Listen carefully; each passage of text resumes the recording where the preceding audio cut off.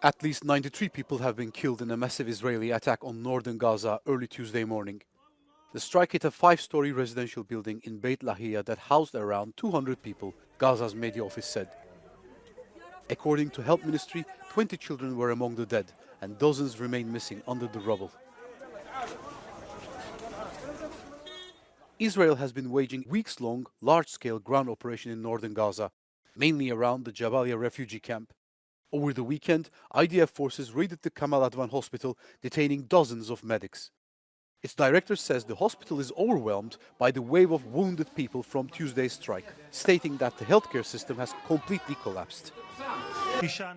On Monday, Israeli lawmakers voted to ban UN refugee agency responsible for providing aid to Palestinians from operating within Israeli territory.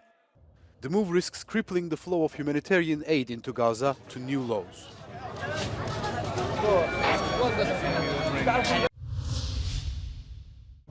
Russia has begun major nuclear weapons exercises, which its defense ministry describes as preparation for a potential nuclear strike by the enemy.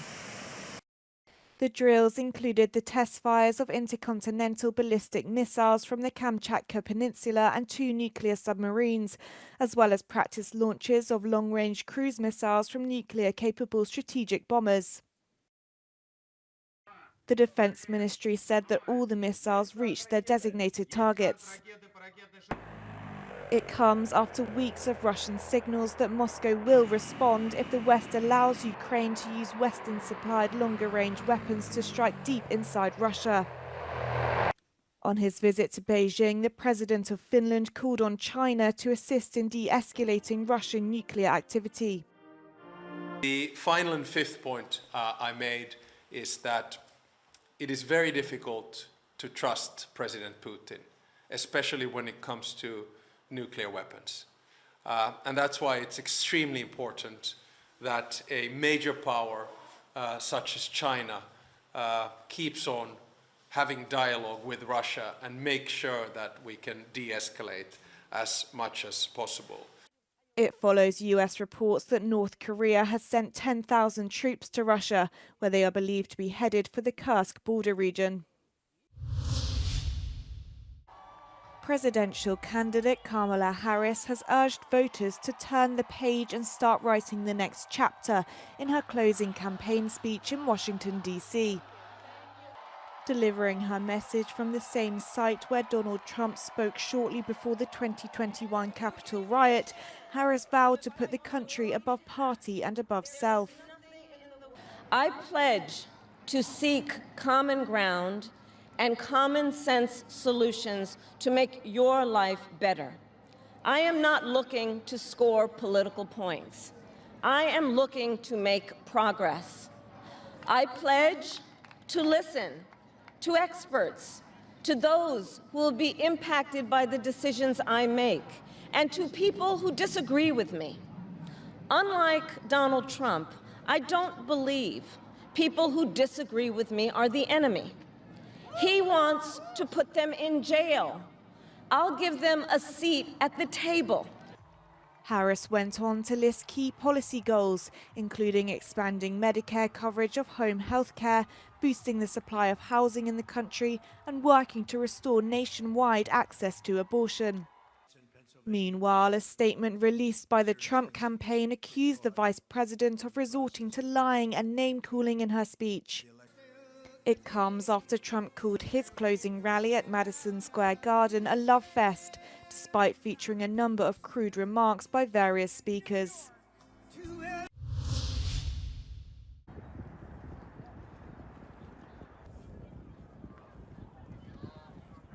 The EU and US agree on one thing: to ensure that China does not dominate the market for new technologies and green energy. However, their approaches differ. Washington favours decoupling, while Brussels prefers de-risking. Could the US presidential election change the game? So if Trump comes to power, we should expect more tariffs and sanctions, and also more pushing the allies towards decoupling. But I don't think that their scale would be significantly more than a Harris administration. I think there is a bipartisan consensus on how much of a big threat China is for the US.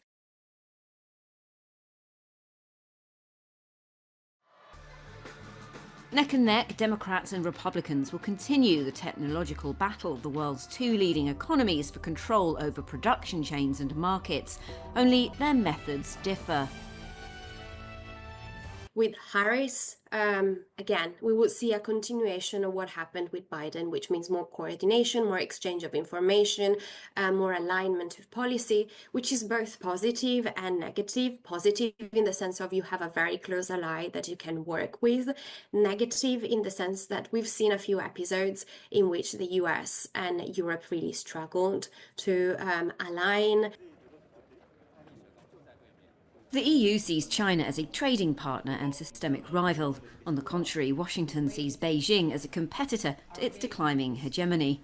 So while the US has sought to decouple from China, the European Union does not want to cut off its links with the Asian giant because their supply chains are too intertwined. The 27 have, however, hardened their tone. They plan to introduce a surtax on electric vehicles from China and have launched an investigation into Chinese subsidies for solar panel manufacturers. In case of an escalation of the US-China relations, the tension between these two countries, the US would definitely come down hard on Europe for decoupling. Leaving the moderate, relatively more moderate de-risking strategy in favor of a very sharp decoupling from China, which I think Europe cannot afford. Faced with an unpredictable policy of Donald Trump towards Beijing, the EU and China are kept in the dark. At least one person has died and several are still missing after a severe storm hit Spain.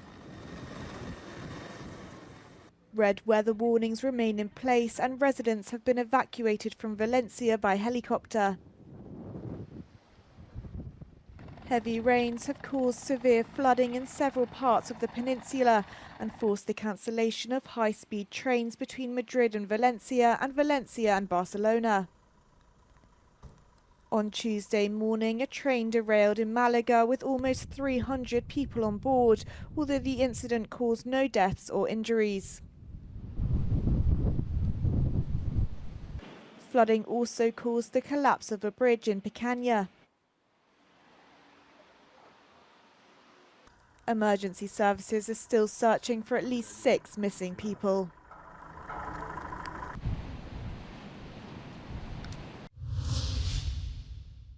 Poland has reopened its discussion on Sunday trading, following consumer calls for an additional day to run errands.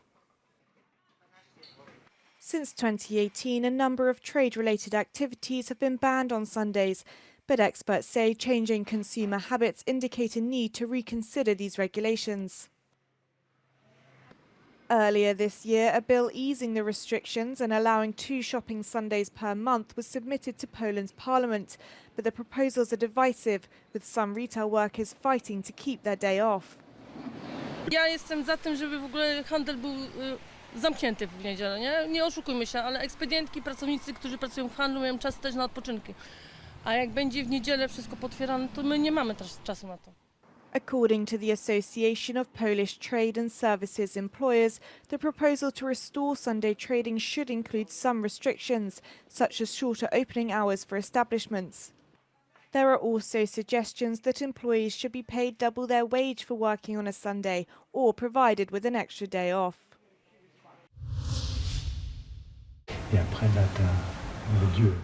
It's the first time these precious works of art are showcased to the public in France.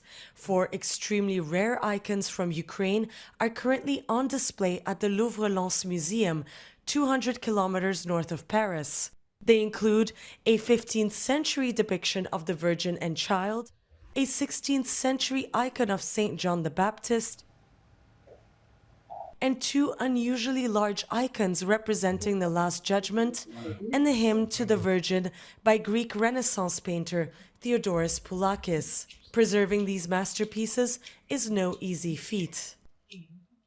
L'idée, c'était de leur offrir les meilleures conditions de conservation possibles, parce qu'en Ukraine, dans les circonstances actuelles, cela a été compromis. Ce sont des œuvres fragiles qui sont peintes sur bois, elles sont peintes à la tempéra, elles nécessitent donc une température stable, elles nécessitent aussi des conditions de sécurité, peu de manipulation. Donc évidemment, les réserves du Louvre offrent toutes ces conditions particulières. In May 2023, 16 icons were secretly evacuated from the Hanenko Museum in Kyiv to protect them from Russian strikes, a highly sensitive and perilous operation conducted by the Louvre Museum. Évidemment, c'est une opération qui est complexe à mener puisque les conditions, un pays sous loi martiale, des conditions de sécurité, des conditions aussi de discrétion qui sont indispensables, nous ont demandé d'inventer des manières de travailler qui sont un peu différentes de celles auxquelles nous sommes habitués. Les icônes ont quitté l'Ukraine secrètement par voie terrestre.